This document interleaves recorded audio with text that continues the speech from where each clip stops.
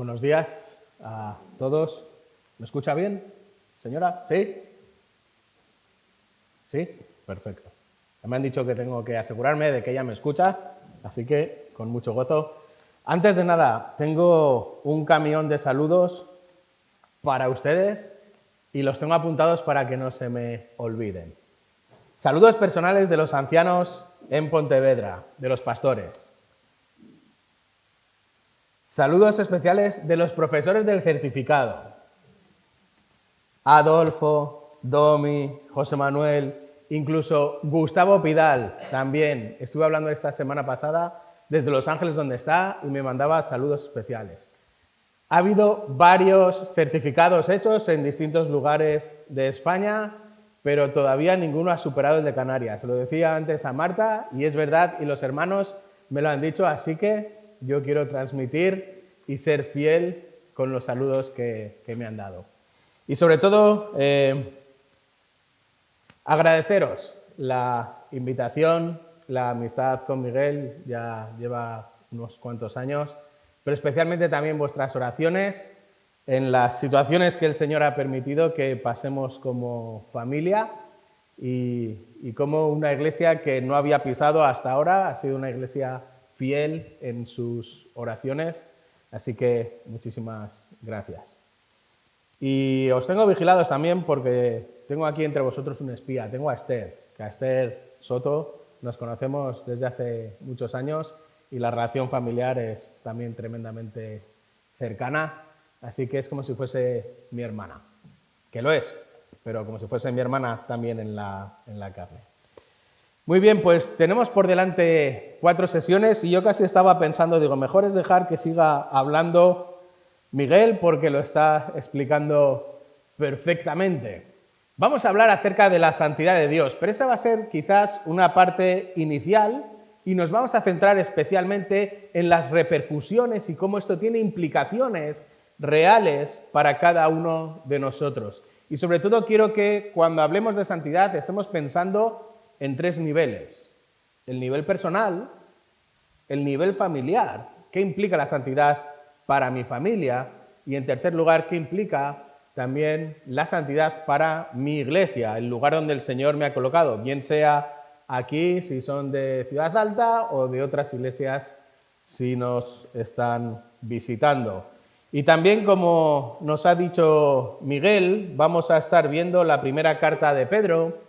Y también sé que aquí es la carta que están estudiando, pero no va a ser una exposición tan magistral como la de Miguel, sino que vamos a centrarnos exclusivamente en algunos aspectos puntuales de lo que la santidad es y especialmente lo que tiene que ver contigo y conmigo. Así que tenemos una oración y comenzamos. Padre, gracias por este tiempo, gracias por esta amada iglesia, gracias también por el liderazgo que tú has colocado aquí y especialmente ponemos delante de ti este tiempo de este fin de semana para que tu nombre reciba gloria, para que Cristo sea exaltado y para que el Evangelio, Señor, corra y la iglesia sea equipada y si hay alguno entre nosotros que todavía no ha podido disfrutar de lo que es la salvación, también, Padre, que en tu voluntad tú llames a salvación a los tuyos. Esa es nuestra oración y la hacemos en el nombre de Jesús. Amén.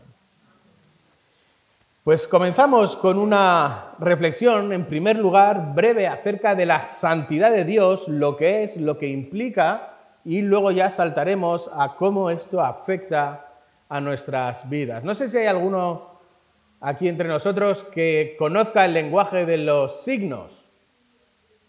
Hay uno que conoce el lenguaje de los signos, a ver si no me equivoco, porque también me han dicho que varía de comunidad en comunidad, que no todas las comunidades tienen el mismo lenguaje de signos. Otra desgracia de tanta comunidad en un solo país. Pero el lenguaje de signos puedes designar a las personas bien deletreando su nombre, dirías Daniel, D-A-N-I-E-L, o con algún rasgo característico, algún tic, algo que sea único de esta persona y de esa manera poder identificarlo. Por ejemplo, yo recuerdo papá, era papá del bigote, mamá era mamá porque mamá da besitos, y luego había ciertas personas que tenían había una chica que tenía un rizo así especial que siempre le caía en el flequillo, y entonces, ¿cuál era su nombre? Y era la manera de poder identificarla. Y si tuviésemos que hacer lo mismo con Dios, ¿cómo sería el nombre, el lenguaje de signos de Dios? Tendría que ser un nombre que estuviese relacionado con su santidad. ¿Por qué con su santidad? Porque se trata de su perfección, de su atributo, y quiero hacer una pequeña pausa aquí. Voy a decir más perfección que atributo, porque perfección es lo único que Dios tiene. La perfección es lo mismo que el atributo, pero yo no tengo perfecciones, yo sí tengo atributos. Entonces, para diferenciar que las de Dios son únicas, vamos a hablar de perfecciones, pero en cualquier momento se puede traducir por atributos. Dios es perfectamente todo y Dios es perfectamente todas y cada una de las perfecciones. Pero hay una perfección que destaca por encima de todas. Hay una perfección que en su palabra se repite en más ocasiones que las siguientes, y esta perfección es precisamente su santidad. Es una característica que permea a lo largo de todas las Escrituras, Antiguo Testamento, Nuevo Testamento, vemos la santidad de Dios una y otra vez. Eso no significa que no sea el resto de las perfecciones también. Dios es absoluta y perfectamente todas y cada una de las perfecciones, pero la santidad es la que más se repite. Y su santidad es una perfección que incluso impregna el resto de las perfecciones. Una perfección que da más brillo al resto de las perfecciones que también tiene Dios. Solo Él, Dios, es infinita, independiente e inmutablemente santo.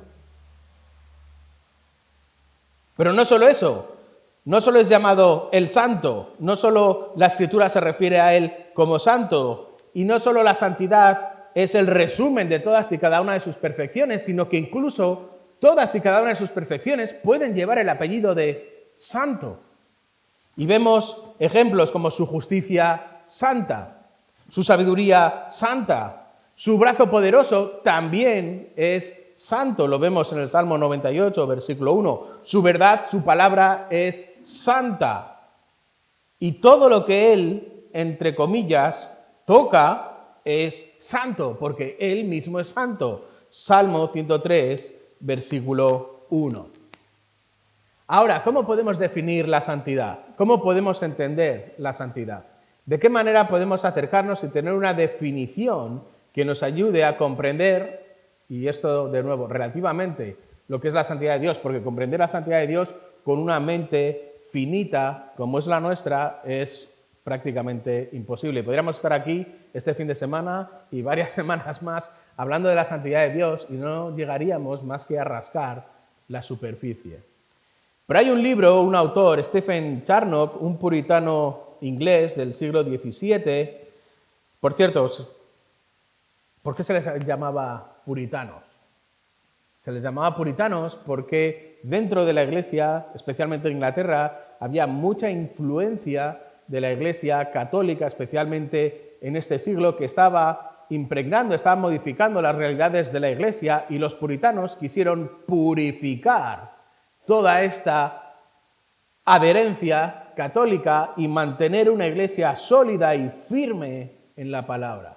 Por eso son hermanos que constantemente leemos, son hermanos que constantemente citamos, porque son hermanos que están defendiendo la centralidad de la palabra de Dios, la centralidad de Cristo. Y Stephen Charnock muere en el año 1680, pero posteriormente, 2 años más tarde, póstumamente, lanzan un libro acerca de la existencia y los atributos de Dios. De hecho, ese es el título. Un libro que realmente son 2 libros, porque son 2 volúmenes grandes, complicados de leer, no es una lectura amena, no es para leer en la cama porque se van a cerrar los ojos muy pronto, y tampoco sé si vais a poder sostener el peso sin ahogaros encima del pecho. Son libros que son tremendamente profundos en cuanto al estudio de Dios y sus perfecciones o su santidad. Y especialmente en el segundo volumen hay una sección sobre la santidad de Dios, y Charnock está profundizando en el concepto de la santidad de Dios, que considera, después de haber estudiado todas las perfecciones de Dios, como la clave para conocer a Dios. Y de hecho, Charnock define la santidad de Dios como la perfección de la naturaleza de Dios que lo separa de todo pecado y de toda imperfección moral. Es algo que Dios es intrínsecamente en sí mismo y lo separa del pecado y lo separa también de cualquier falla moral en este aspecto. Es decir, abarca tanto su pureza propia en sí mismo como lo que hace. Lo que es santo, lo que hace es santo y es completamente y opuestamente y diametralmente alejado totalmente del pecado. No hay un gramo de pecado, no hay una sombra de pecado, no hay absolutamente la más mínima mota de polvo de pecado en Dios, ni en lo que Él es, ni en lo que Él hace. Y esto, y aquí hacemos una pequeña pausa, nos ayuda mucho. Sean las circunstancias que sean que estás pasando en tu vida, que son diferentes a las personas que tienes a tu lado, sea lo que sea que estás pasando en tu vida, Dios es santo. Dios no se equivoca. No hay un miligramo de maldad en lo que Dios hace. Sea la circunstancia que sea por la que estás pasando. Y fijaros lo que esto significa para ti, lo que esto significa para poder enseñar a tu familia y lo que esto significa para poder vivir también como iglesia. Dios no se equivoca, Dios no hace nada malo, Dios no comete errores, Dios no se duerme, Dios no está en la siesta y entonces fíjate lo que me ha pasado, sino que todas las cosas están bajo el control y el dominio de un Dios que es santo por encima de todo y que no hay una mota de pecado ni de maldad en él. Por eso podemos ver varios ejemplos en la palabra del Señor que nos relatan esta verdad acerca de la santidad de Dios. Voy a leer algunos. Primera de Juan 1:5. Dios es luz y en él no hay ningunas tinieblas. Y esta es una imagen constante que vemos en la palabra de Dios, la diferencia entre la luz y las tinieblas, la diferencia entre la luz y las tinieblas. Dios es pureza absoluta, santidad absoluta, sin la más leve sombra de pecado. Primera de Juan 1:5. Éxodo 15:11 nos dice que Él es magnífico en su santidad, que su santidad excede, que su santidad es incuestionable, que su santidad es incalculable, que su santidad excede de nuestro intelecto. Habacuc 1:13 nos dice, muy limpio eres de ojos para ver el mal, ni puedes ver el agravio.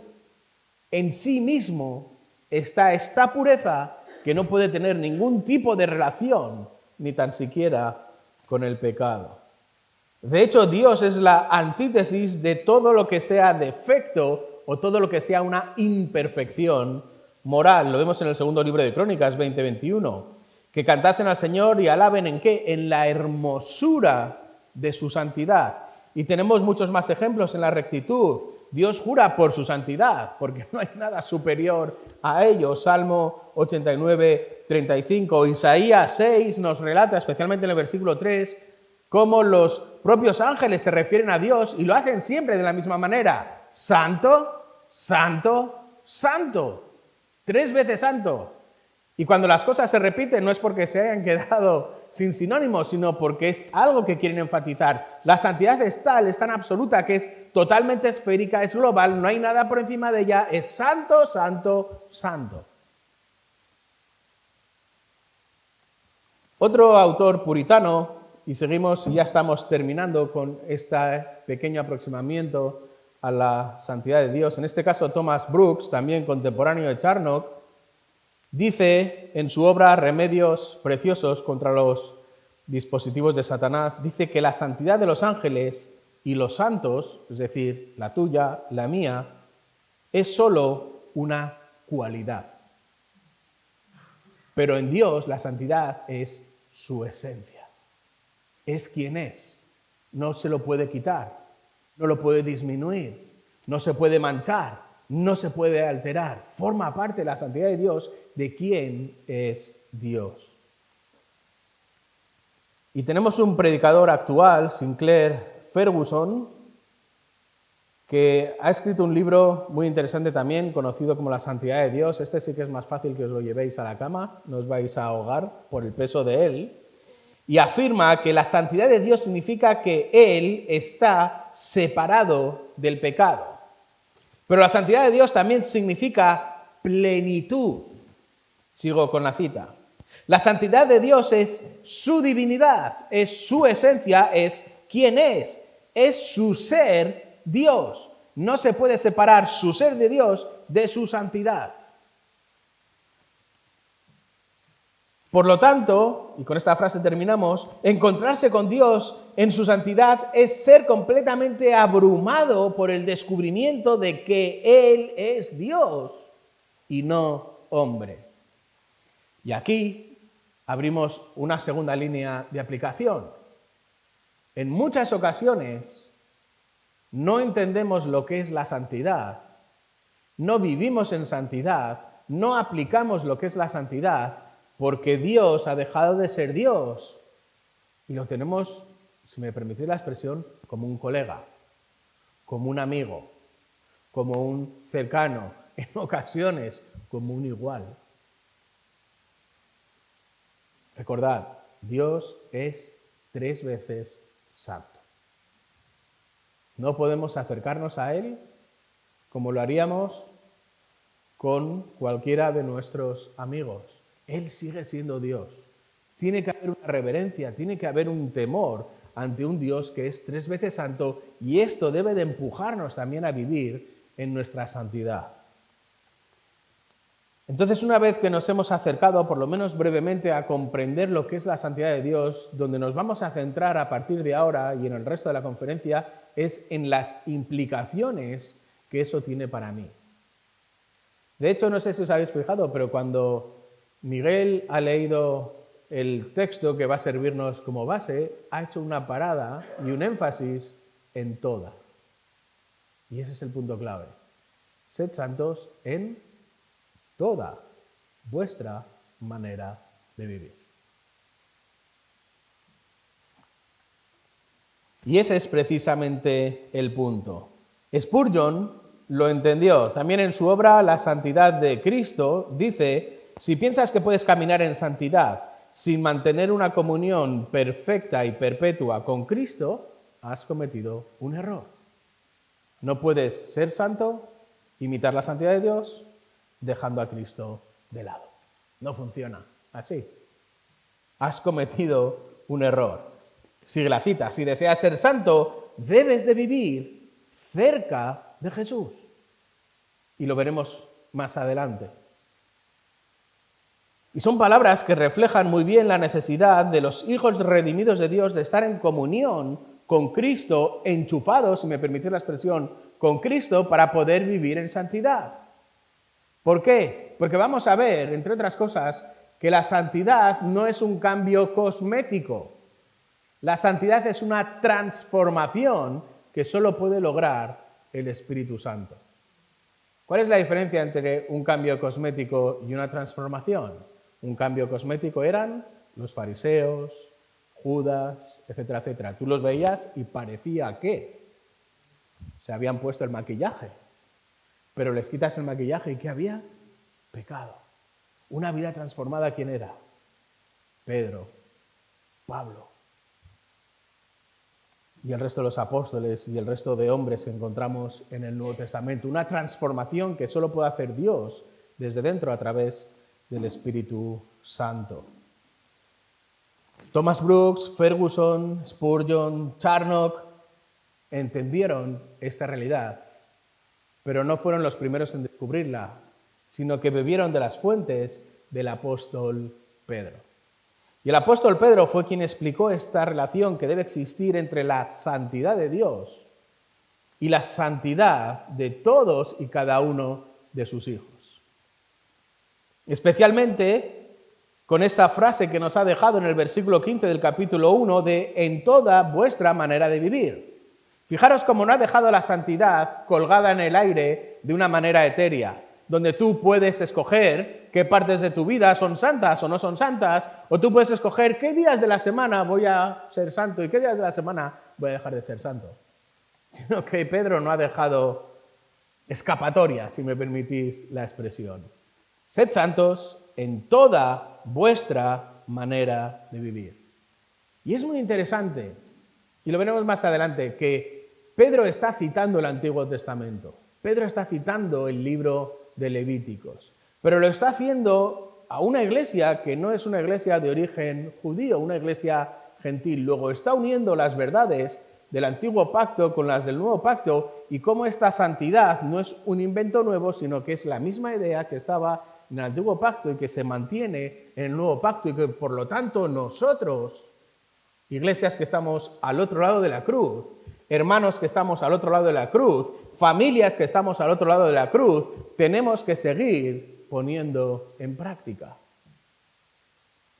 Por eso nos vamos a centrar en las implicaciones prácticas, las implicaciones que lo fueron para Israel, las implicaciones que fueron para las iglesias que estaban en la dispersión, a las que escribe Pedro, especialmente para evitar que en nuestra vida tengamos compartimentos estancos donde nosotros mismos no permitamos que entre la luz de la santidad de Dios. Eso está completamente prohibido. Ahora, vamos a ser sinceros. Existe un problema con tu santidad, con mi santidad, con la santidad de mi familia, incluso con la santidad de mi iglesia. ¿Cómo se conjuga mi llamado a ser santo con mi realidad de pecador? Porque yo entiendo que Dios sea santo y que en Él no haya ni una mota de pecado, pero en mi vida hay más de una mota de pecado, por lo menos en la mía, en la vuestra yo sé que no, pero en la mía hay más de una mota, hay más de 1 kilo de pecado. ¿Cómo se conjuga entonces esta realidad del llamado a ser santo y del pecado que existe en mi vida? ¿Cómo podemos alcanzar la meta de la santidad siendo pecadores, habitando en medio de pecadores y viviendo con un cuerpo que tira más hacia el pecado? ¿Es el momento de tirar la toalla y aprovechamos el fin de semana para otras cosas? Fijaros, este problema también lo enfrentó Lutero y lo resolvió con una frase en latín: simul justus et peccator, que significa al mismo tiempo justo, al mismo tiempo pecador. Y esta es la realidad de los hijos de Dios, que Dios ha transformado por medio de la obra de Cristo en salvación y que el Espíritu Santo está trabajando en su santidad. Eres justo y buscas la santidad, pero a la vez estás peleando con el pecado porque eres pecador. Pero no veas esta frase como algo descorazonador, sino al contrario, como un llamado a una meta clara. Tu meta es alcanzar la santidad. Tu meta es que tu familia, el lugar donde el Señor te ha puesto, también pueda seguir avanzando en la santidad. La meta es que tu iglesia, aquellos que tienes ahora mismo a tu derecha, a tu izquierda, delante, detrás, lleguen también a esa meta que es la santidad. En otras palabras, vivir en santidad parece un reto tan complicado como cruzar una cuerda floja o un cable suspendido a una altura. Y en cierto modo, queridos, es así. No os voy a engañar. Existen muchas similitudes entre la santidad y caminar por la cuerda floja. Y este va a ser el ejemplo que vamos a utilizar en estas sesiones que tenemos por delante. Y quiero que os familiaricéis con un nombre. Se llama Nik Wallenda. Y Nik Wallenda fue el primer ser humano en atravesar las cataratas del Niágara sobre un cable de 457 metros de longitud. Lo hizo el 15 de junio del 2012 y tardó unos 25 minutos. El año siguiente, en el 2013, sin arnés ni red de seguridad, Wallenda cruzó un tramo del cañón del Colorado de 400, casi 27 metros de largo, caminando por un cable suspendido en el aire. Y aquí tardó unos 20 minutos. Y es verdad que si tú me dices a mí que yo tengo que atravesar un cable de ese, te digo que vamos, ni loco. Para cualquier ser humano, estos paseos de Nik Wallenda parecen inalcanzables. Y cuando miramos la meta de la santidad, en ocasiones sentimos lo mismo. Sentimos que nos están pidiendo un reto que es imposible, que no podemos cruzar. No tenemos esa habilidad para caminar, en este caso, por un cable suspendido en el aire. Además, existen injerencias externas producidas por el pecado. ¿Qué sucede con las corrientes de aire? ¿Qué sucede cuando se bambolea el cable por el que tengo que pasar? ¿Qué sucede si pierdo la concentración? ¿Qué sucede si comienzo a mirar a derecha e izquierda, como Pedro cuando estaba caminando sobre las aguas? ¿Qué sucede si me da un ataque de pánico? Tenemos que recordar, si Dios te ha salvado, debes caminar en santidad en este mundo y llegar a la meta de la santidad. Ese es el llamado. No es una opción, no es si te parece bien, no es si quieres, no es si lo entiendes, sino que este realmente es el llamado. Entonces, lo que vamos a estar viendo, Dios mediante, en estos días por delante, es cómo debes caminar en el cable, cómo debes de caminar en tu santidad para llegar a la meta. Y Pablo nos va a dar 4 ayudas. Y ahora comenzamos con la primera. Y la primera tiene que ver con fijar tu mirada en el objetivo. Fijar tu mirada en el objetivo. Fijar los ojos en la eternidad. Y a esto nos vamos a ayudar en este caso del versículo 13 de la primera carta de Pedro, capítulo 1, que os voy a pedir por favor que vayáis ahí en vuestras Biblias. Primera carta de Pedro, capítulo 1, versículo 13. Estoy leyendo desde la versión de las Américas y dice así: por tanto, ceñid vuestro entendimiento para la acción, sed sobrios en espíritu, poned vuestra esperanza completamente en la gracia que os traerá en la revelación de Jesucristo. Y este va a ser el versículo que vamos a estudiar en esta mañana, con la implicación de cómo poder dar ese primer paso. Y el primer paso consiste en poner tus ojos en la eternidad. Fijar tus ojos en la eternidad. Recordáis, y los hermanos que formáis parte de Ciudad Alta ya estáis más familiarizados con la primera carta de Pedro, con su contexto. Uno de los temas que trata, no el único, pero sí uno de los temas que trata es el sufrimiento.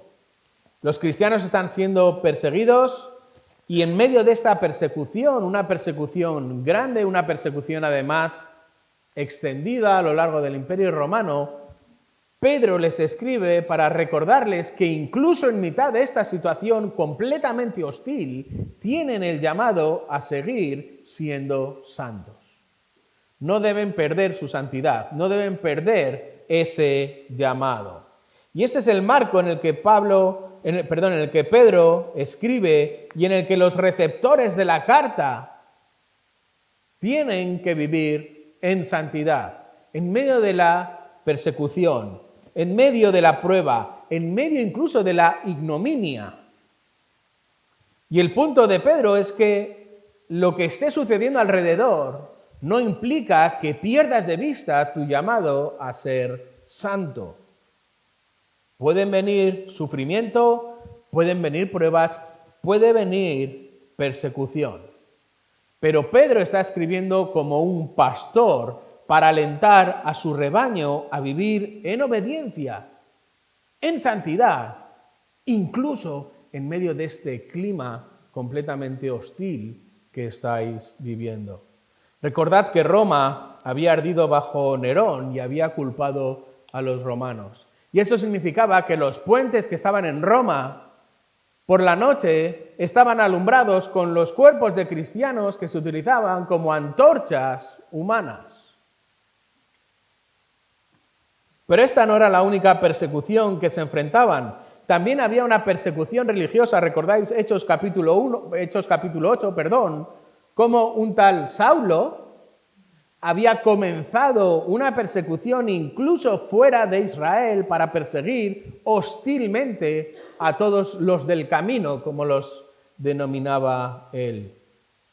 Había una persecución política, había una persecución religiosa y había una persecución familiar, también en tercer caso. Aquellos que Dios iba salvando, las familias los apartaban de la familia, los sacaban de la sinagoga. No podían tener relación con el resto de las personas, estaban apestados, estaban totalmente marginados. Y eso es lo que hace que, como visteis ya en el capítulo 1, versículo 1, los hermanos tengan que salir y buscar refugio fuera de lo que es Israel. Y estamos escribiendo, Pedro está escribiendo a las iglesias de lo que hoy sería el norte de la Turquía asiática en este caso. Entonces, ¿cómo se pueden afrontar las pruebas en santidad? ¿Cómo se puede vivir en medio de un ambiente hostil en santidad buscando la alabanza, la gloria y el honor de Cristo? ¿Cómo? Pedro responde, imita la santidad de Dios. Sed santos porque yo soy santo. ¿Cómo? En toda vuestra manera de vivir. Así que Pedro explica la conexión entre la eternidad y la santidad para que fijes tu vida en un objetivo único que es la eternidad. Pedro explica la conexión entre la eternidad y tu santidad para que fijes tu vida en un objetivo único que es la eternidad. Vamos a explicar ahora este versículo 13, pero le vamos a dar la vuelta.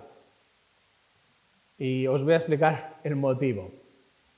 Pedro es un hombre como nosotros. No tiene la formación de Pablo. Pablo es un erudito. Pablo, vais en sus cartas y todo tiene un orden, todo tiene un motivo, es perfecto de arriba abajo.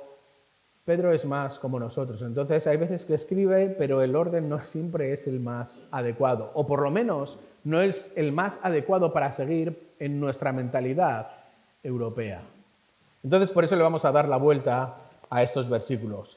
Y vamos a ver cómo en la segunda parte del versículo 13, que va a ser nuestro primer punto, Pedro nos llama a fijar tus ojos en la eternidad. Fija tus ojos en la eternidad. Y después nos explica cómo fijar tus ojos en la eternidad en la primera parte del versículo 13. Así que le vamos a dar la vuelta al versículo y vamos a comenzar por la segunda parte y después veremos la primera.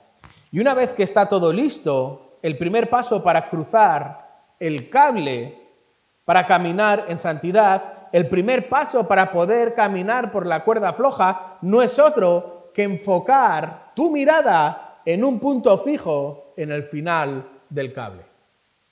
Y esto es a lo que nos llama Pedro, a fijar nuestra vista en la eternidad, a caminar por este mundo con nuestra vista puesta en la eternidad, a medir las circunstancias de este mundo con nuestra vista puesta en la eternidad. Por eso comienza la segunda parte del versículo 13 con este llamado a fijar tus ojos en la eternidad. Y dice, poned vuestra esperanza completamente en la gracia que se os traerá en la revelación de Jesucristo. Poned vuestra esperanza completamente en la gracia que se os traerá en la revelación de Jesucristo. Pero ¿cómo comienza este versículo? Este versículo comienza con un por tanto, Y si hay un por tanto, es porque hay una clave anterior que tiene una repercusión en lo que ahora Pedro nos quiere explicar. De hecho, lo que el versículo 13 nos dice está relacionado con la sección anterior y es una bisagra, funciona como una bisagra con la sección siguiente. Así que este por tanto es un por tanto existente y es un por tanto que nos lleva a recordar, o por lo menos a echar un vistazo a lo que Pedro les ha escrito anteriormente en esta sección larga, una sección larga del versículo 3 al versículo 12, tan larga que en el original es simplemente una frase tremendamente larga por otro lado. Y Pedro comienza recordando que han recibido un nuevo nacimiento mediante la resurrección de Jesucristo. Fijaros, capítulo 1, versículo 3. Bendito sea el Dios y Padre de nuestro Señor Jesucristo, quien según su gran misericordia o su gracia nos ha hecho nacer de nuevo a una esperanza viva. ¿Cómo? Mediante la resurrección de Jesucristo de entre los muertos. Y siempre que me acerco a la primera carta de Pedro, que el Señor me perdone, pero se me va a la mente a esos momentos antes de la cruz y a Pedro diciendo, no conozco a este hombre. Fijaros lo que es la gracia de Dios. Fijaros cómo opera la gracia de Dios. Y si alguien conoce, si alguien ha experimentado en sí mismo lo que es la gracia de Dios, es Pedro. Es Pedro. Pedro que había dado la espalda a Cristo momentos antes de la cruz, abjurando, diciendo palabrotas, como nos dice la propia palabra, aunque no las repite. Sin embargo, ahora conoce lo que es la gracia de Dios y puede hablar de esa gracia de Dios y puede llamarnos a fijar nuestra vista precisamente en esa gracia. Y por eso en estos versículos, desde el 3 hasta el 12, que como hemos mencionado es una sola frase, lo que hace Pedro es explicarles cómo vivir esta nueva vida en Cristo en medio de una sociedad hostil, en medio de una sociedad que es indiferente, en medio de una sociedad que es contraria, cuyos valores, cuyas normas son plenamente contrarias a cómo debe ser la vida del creyente, que es la santidad, cómo se debe vivir aquí. Por eso en los versículos del 3 al 12 es una descripción de la gracia de Dios en Cristo Jesús, donde Pedro se centra en describir la respuesta apropiada y correcta en la vida de quienes han recibido esta gracia, aquellos que Dios ha salvado por medio de la obra de Cristo. Por eso las exhortaciones de Pedro en esta sección se basan no en las personas, sino en el propio carácter de Dios. Se basan en el carácter de Dios y en la condición del creyente en una relación de hijo con padre. En este caso con el Padre Dios. Y fijaros, si leéis estos versículos teniendo en mente de tal palo o tal astilla, vamos a comprenderlo mucho mejor. Porque ese es el llamado. Ahora sois hijos. Dios es vuestro Padre. Y de tal palo, así debe ser la astilla. Esto es la santidad. Como es el palo, así debe ser la astilla. Por eso comienza con esta bendición en el versículo 3, bendito sea el Dios y Padre de nuestro Señor Jesucristo. Y nos da en los versículos del 3 al 5 los motivos. ¿Por qué es bendito Dios? Por su gracia, por su misericordia, porque nos ha hecho nacer de nuevo a una esperanza viva. Mismo concepto que nos ha presentado después en el versículo 13. Así que está enganchando, está conectando esta misma realidad. ¿Cómo? A través de la resurrección de Jesucristo. ¿Para qué? Para recibir una herencia indestructible y segura en los cielos. ¿De qué está hablando aquí Pedro? De la eternidad. ¿Qué es una herencia segura e indestructible? Es una herencia que no se va a ver corrompida, que no se va a estropear, que no tiene que ver con una casa que se viene abajo, que no tiene que ver con un coche que terminará estropeándose, que no tiene que ver con dinero que finalmente se va. que no tiene que ver con salud, que tarde o temprano terminará extinguiéndose. Está hablando de una herencia que está garantizada en la eternidad y que no puede corromperse.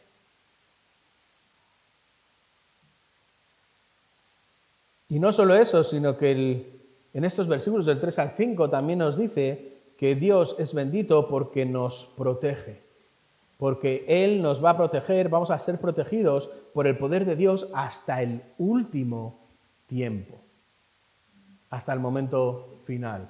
Una idea que después Pablo va a retomar y vamos a ver cómo al que Dios salva, Dios mantiene salvo hasta el final, a pesar de todas las circunstancias que puedan pasar en esta vida. Y esto tiene una serie de implicaciones que Pablo explica en los versículos 6 y 7. Pedro explica en los versículos 6 y 7. Y esta esperanza implica, en primer lugar, un gozo también eterno. Un gozo que es ajeno a las circunstancias en las que vives. Un gozo que no depende de las circunstancias en las que vives. Un gozo que no está basado en tu salud. Un gozo que no está basado en tu cuenta bancaria. Un gozo que no está basado en tu situación laboral. Tampoco familiar. Hay un gozo eterno, pero fijaros, en el presente que hay, aflicción. Aflicción en forma de pruebas. Aflicción que Dios va a utilizar de una manera personal en tu propia vida, diferente de los que tienes a tu lado, en tu propia vida, para conformarte más a Cristo. Una prueba que debe ser vivida y que debe de ser superada para la alabanza, gloria y honor en la revelación de Jesucristo. Misma idea que en el versículo 13. Y todo esto no es fruto de la casualidad, sino que forma parte del plan eterno de Dios que el propio Pedro nos explica en los versículos del 8 al 12. Este fue el plan original que no ha variado, porque Dios no reacciona, porque Dios no muta, porque Dios no cambia, porque Dios es santo, porque Dios es perfecto, porque Dios es completo. Amáis, creéis y os regocijáis por vuestra salvación, una salvación que fue anunciada por los profetas, predicada por el Evangelio, iluminada por el Espíritu Santo, con lo cual estamos viendo a Dios Padre, Dios Hijo y Dios Espíritu Santo trabajando en la salvación de sus hijos. Algo que, como nos dice en el versículo 2, ya estaba en funcionamiento desde antes de la fundación del mundo, capítulo 1, versículo 2, según el previo conocimiento de Dios Padre, por la obra santificadora del Espíritu, para obedecer a Jesucristo, como nos dice aquí, según el previo conocimiento de Dios Padre, por la obra santificadora del Espíritu Santo, para obedecer a Jesucristo y ser rociados con su sangre. Y ahora podemos saltar al versículo 13 y entender este por tanto, porque esto es lo que Pedro tiene en su mente. Voy a decir Pablo varias veces. Estoy predicando Filipenses, entonces hay veces que mi mente se escapa. Así que si digo Pablo, traducid a Pedro. Y si digo Pablo, es que es Pablo, ¿vale? Este va a ser nuestro código. Esto es lo que Pedro comprende. Pedro ha comprendido los versículos 2, del 3 al 12, y por eso escribe este versículo 13. Por eso te recuerda que la forma de vida pasada, heredada de los padres, marcada y modelada por el pecado, como nos dirá más adelante en el versículo 18, es inútil. Ahora hay que vivir de una manera nueva. Ahora tienes un palo nuevo y tienes que ser una astilla nueva. De tal palo tiene que ser la astilla. Es una vida nueva que está basada, que está anclada, que está asegurada en la sangre de Jesús y por lo tanto su valor es mucho mayor que cualquier cosa que exista encima de esta tierra. Oro, plata, lo que quieras. Ese es el motivo por el cual Pedro te recuerda que debes vivir en función del valor de ser un hijo de Dios. Y como Dios es santo, y además Dios es tu Padre, tu labor es ser santo, porque de tal palo, tal astilla. Así que cuando vamos a comenzar a cruzar por este cable de la santidad, lo que hacemos en primer lugar es fijar nuestros ojos en la eternidad. Y este va a ser el primero de los 4 pasos que vamos a ver. Esta esperanza en la eternidad no es un simple deseo de ojalá suceda. Vamos a cruzar los dedos, venga, a ver si en la santidad de Dios somos salvos o si no somos salvos. Vamos a ver cuál es la probabilidad. No está hablando de eso, sino que la esperanza en la eternidad está basada en la seguridad de lo que se espera, de lo que va a suceder porque se va a cumplir. Está asegurado 100%. Esta es una inversión que tiene rédito eterno, seguro y está comprobado. Es una expectativa fundada. Pedro no está hablando de un deseo, sino que es una expectativa fundada, comprobada, viva y eficaz. Has nacido de nuevo una esperanza viva mediante la resurrección de Jesucristo y esa esperanza destaca por ser viva. Y por lo tanto, los hijos de Dios deben manifestar esta confianza en la gracia viva cuando Cristo se revele al final. Y ese es el objetivo. Querido hermano, el primer paso en el cable es fijar tus ojos en la eternidad. ¿Cómo debes de caminar por el mundo? ¿Cómo debes poner en marcha tu santidad? ¿Cómo debes vivir? ¿Dónde debes mirar cuando pongas el pie por primera vez en el cable? Fija tus ojos en la eternidad y hazlo completamente. Fijaros cómo Pedro inserta aquí esta palabra, completamente.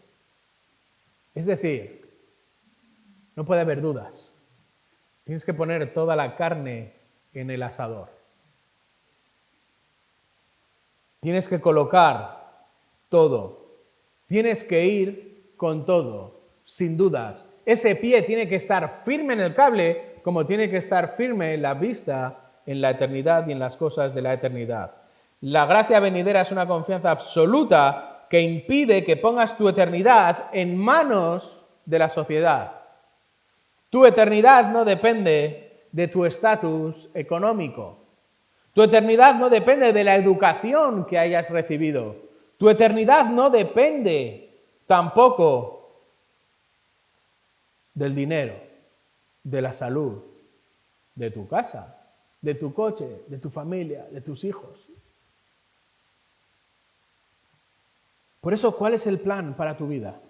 ¿Dónde tienes tu esperanza colocada?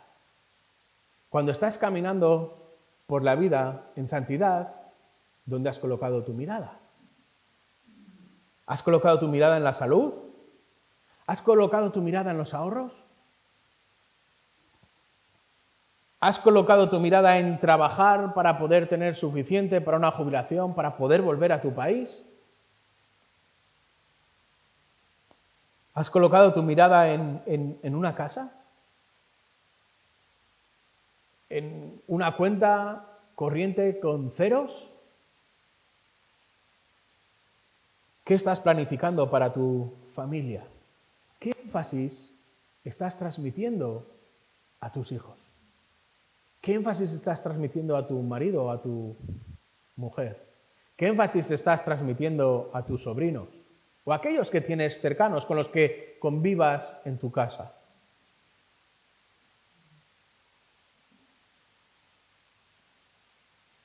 Porque en ocasiones estamos enseñando a nuestros hijos que sí, que tienen que venir el domingo a la iglesia, que eso está muy bien, pero lo más importante es estudiar, ¿eh?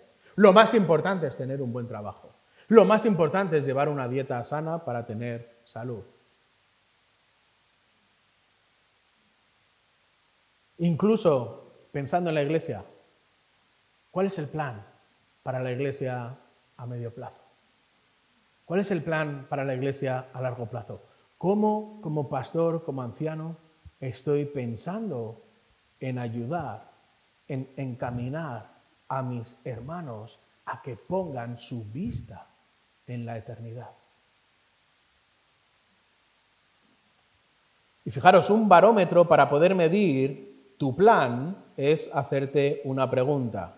¿Esto donde estoy poniendo mi vista supera la barrera de la muerte? ¿Esto en lo que estoy poniendo mi vista supera la barrera de la muerte?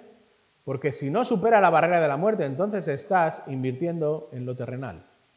Si supera la barrera de la muerte, entonces estás invirtiendo en lo eterno.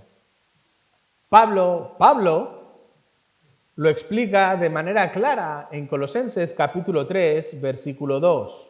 Poned la mira en las cosas de arriba, no en las de la tierra. Y es muy interesante porque en una frase muy breve, Pablo nos está ayudando a pensar. Fijaros, cuando está hablando de las cosas de la tierra, está utilizando una palabra que literalmente habla de tierra, de la que vienen palabras en castellano como geología, geografía, etcétera, etcétera. ¿Estás poniendo todo tu vista en cosas que están en la superficie de esta tierra? ¿O las estás poniendo en las cosas de arriba? Y también es muy interesante como Pablo, fuera de Colosenses, no vuelve a utilizar esta expresión de las cosas de arriba. Solo la utiliza en esta carta, y es para mostrarles la distancia sideral que hay entre las cosas de la tierra y las cosas de arriba. Y poner la mira en las cosas de arriba no significa simplemente levantar la vista para arriba. Es invertir tu vida en cosas que realmente pasan la barrera de la muerte.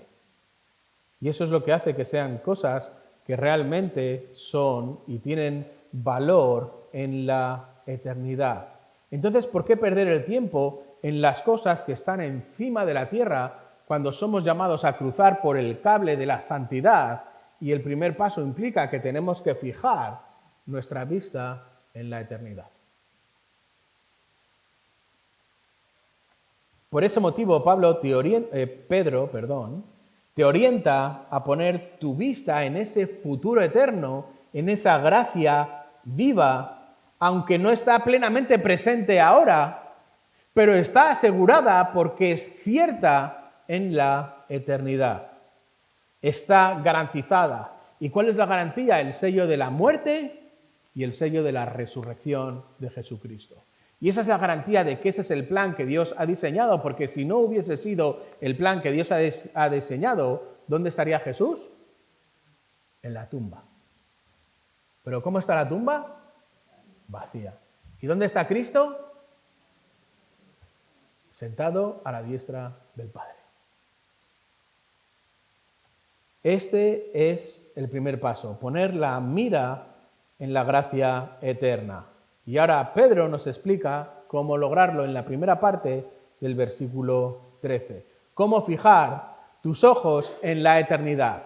Y la primera parte del versículo 13 nos dice, por tanto, y este por tanto ya lo hemos explicado, tiene que ver con todo lo que hemos visto en los versículos del 3 al 12, por tanto, ceñid vuestro entendimiento para la acción y sed sobrios en espíritu. Así que la santidad en la vida del Hijo de Dios es tan sumamente importante que había un pastor, Philip Henry, puritano, que pasó a la historia por la frase con la que terminaba en las ceremonias nupciales, en las bodas que él hacía. Y esa frase decía, otros os desean que seáis felices, pero yo os deseo que seáis santos, porque si sois santos, sin duda seréis felices. Y este hombre comprendió el concepto de la santidad. Por eso Pedro nos ayuda con dos participios a poder comprender este imperativo, esta orden inicial que nos ha dado que para cruzar el cable tenemos que poner los ojos en la eternidad. ¿Y cuáles son estas dos ayudas? ¿Cuáles son estas dos herramientas? Las hemos leído. La primera tiene que ver con ceñid vuestro entendimiento para la acción. O literalmente, como nos dice, ciñe los lomos de tu mente.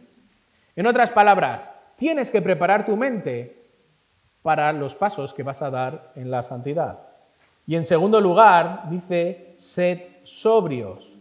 Literalmente, ten dominio propio. Ejercita tu mente en el autocontrol. Y eso no es sugestión ni nada por el estilo, como vamos a ver ahora. Entonces, ¿cómo me ayudan estas dos acciones para fijar mi vista en la eternidad? Fijaros, la primera de ellas, la frase de ceñir los lomos, es una frase hebrea que se emplea tanto para subir la túnica y anudarla en la cintura, bien para poder correr o para realizar alguna serie de trabajos y no estar impedidos por la túnica entre las piernas. Nosotros los caballeros no entendemos esto, pero las damas aquí presentes, cuando llevan una falda larga, ¿cómo suelen bajar o cómo suelen subir las escaleras? Bueno, con una delicadeza y una feminidad que yo no tengo y con una elegancia que tampoco tengo. Pero esa es la idea. Es quitar cualquier estorbo externo que me ayude a poder caminar por este cable, por esta cuerda que es la santidad. Lo más parecido en castellano sería remangarse las mangas, prepararse para el esfuerzo. ¿Eres consciente que cruzar por este cable va a requerir un esfuerzo? ¿Eres consciente que esto no va a ser gratis? Esta es la idea. Tu mente, querido hermano, tiene que estar puesta en la eternidad y para dar el primer paso para la eternidad tienes que ayudar y que tu mente esté concentrada en esta eternidad. Tienes que quitar todo lo demás, tienes que ceñirte todo lo demás, tienes que quitar todos los estorbos. No vais a ver a ninguno que cruce por el cable con botas de montaña. No vais a ver a ninguno que cruce el cable con una mochila. No vais a ver a ninguno que cruce el cable con exceso de ropa o con poca ropa, sino que va a llevar lo que es estrictamente necesario para poder cruzar ese cable.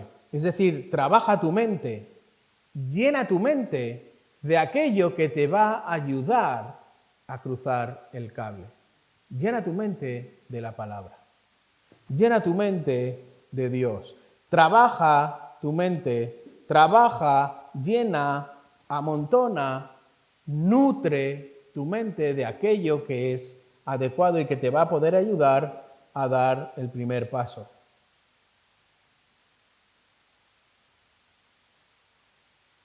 ¿Estás viviendo de esta manera? ¿Estás llenando tu mente de la palabra de Dios para poder vivir en santidad y cruzar este cable?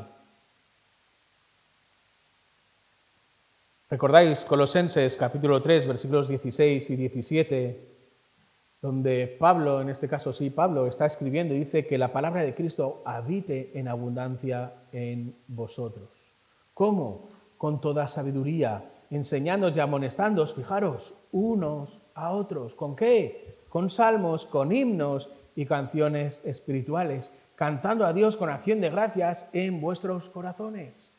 Y todo lo que hacéis, de palabra o de hecho, hacedlo todo en el nombre del Señor Jesús, dando gracias por medio de Él a Dios el Padre. Hay una manera de vivir y hay una manera de que vivamos todos y que nos ayudemos los unos a los otros, primero tú, después tu familia y luego a los hermanos que tienes al lado, en que fijemos todos nuestra mente, que ayudes al que tienes al lado también a fijar su mente en la eternidad, a poder dar ese primer paso, a ceñir los lomos de tu mente en caminar en esa eternidad. Y tenemos herramientas. La primera de ellas es la palabra. Ya habéis visto cómo hay otras: salmos, himnos y canciones espirituales. Y esto no significa que tenemos que estar aquí girando en 360 grados para cantarnos a todos y que no se me escape ninguno de los que tenemos que cantarnos. Esa no es la idea. La idea es poder ayudar a los que están a tu lado. ¿Ves a un hermano tuyo que esté flaqueando en su santidad? Nada de dedos en la cara. Vete a su lado. Ayúdale. ¿Cómo puedo ayudarte? ¿Cómo puedo orar por ti? ¿Cómo puedo fortalecerte? ¿Cómo puedo ser de ayuda? ¿Necesitas que hablemos con los pastores? Yo te acompaño. ¿Cómo puedo ayudarte? ¿Cómo puedo hacer que camines? ¿Cómo puedo hacer que ciñas los lomos de tu mente?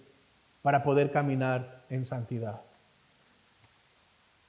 Y Jesús fue un ejemplo perfecto de tener la eternidad precisamente como foco en su mente.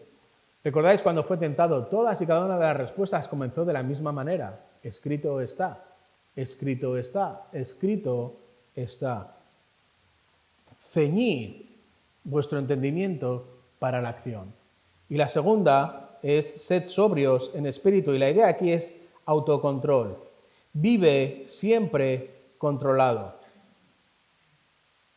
En otras palabras, no puedes ser de mecha corta. No puedes estallar. No puedes ser estas personas que digan, es que yo soy así. Es que no me puedo controlar. Es que es mi naturaleza. No, perdona. De tal palo, tal astilla. No hay mecha corta en esta iglesia, recordadlo, ¿eh?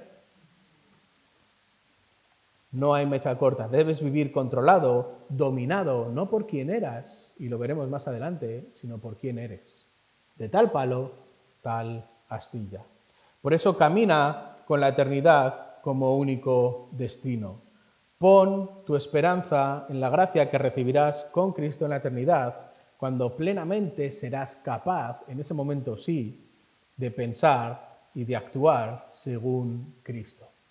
Por eso ciñe los lomos de tu mente y no pienses o actúes como lo hacen los demás. Y contrólate a ti mismo, no dejes que la hostilidad que tenemos dentro de nosotros sea la que brille en nuestra vida, sino que de tal palo, tal astilla, que pueda ser santo como Él es santo. Y recordad, para poder caminar en santidad, tienes que ser un hijo de Dios. Dios ha tenido que salvarte a través de la obra de Cristo. Esta es la única manera para poder caminar en santidad. La santidad no es algo que tú puedas provocar, la santidad no es algo que tú puedas llegar, la santidad no es algo que tú puedas ejercitar. Como mucho sería un cambio cosmético, pero un cambio cosmético que es totalmente inservible. Sin embargo, el Evangelio, Dios, el Espíritu Santo, transforma de dentro a fuera. El cambio cosmético es de fuera y no llega adentro. La transformación del Espíritu Santo es de dentro a fuera. Por eso tienes que venir a Cristo arrepentido, pedir perdón y rogar que Dios te salve. Y entonces, cuando la eternidad sea tu objetivo, fijaros, opciones que podemos realizar. Podemos predicar el Evangelio sin temor. Podemos predicar el Evangelio sin temor, como lo estaban haciendo los hermanos en la dispersión, aquellos a los que está escribiendo Pedro. ¿Por qué? Porque entendieron Romanos 8:28. Puedes vivir con un modo de vida que invierte en la eternidad.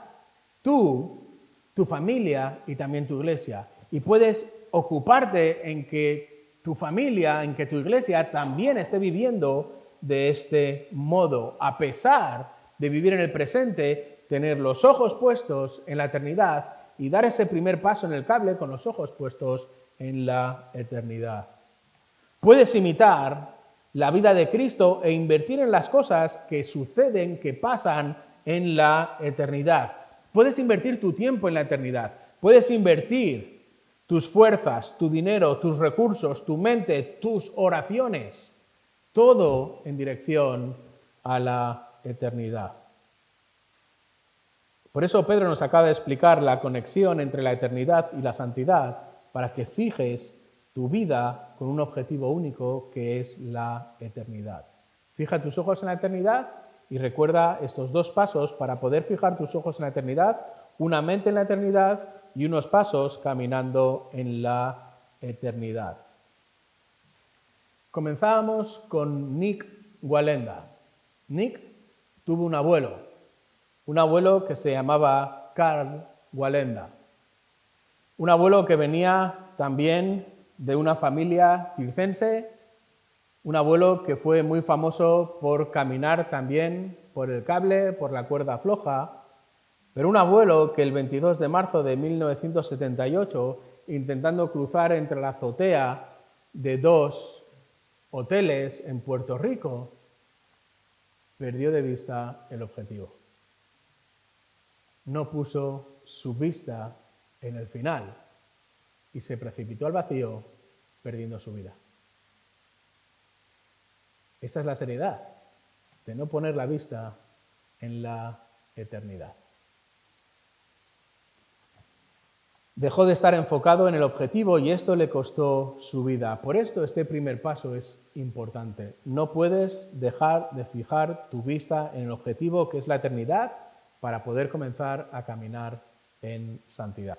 En la siguiente sesión veremos cómo dar estos primeros pasos sobre el cable de la santidad, pero antes creo que vamos a tener un tiempo de descanso y de refrigerio. Y no sé si Miguel quiere subir a decir algo o sí, pues tenemos una oración y luego ya sube Miguel. Padre, gracias por tu palabra y especialmente también gracias por mis hermanos aquí. Y Padre, oro que tú nos ayudes a todos y cada uno de nosotros a fijar nuestra mente en la eternidad como primer paso y ayudar a nuestras familias y también al resto de los hermanos que tenemos cerca para que nuestra santidad redunde en tu gloria. En el nombre de Jesús. Amén.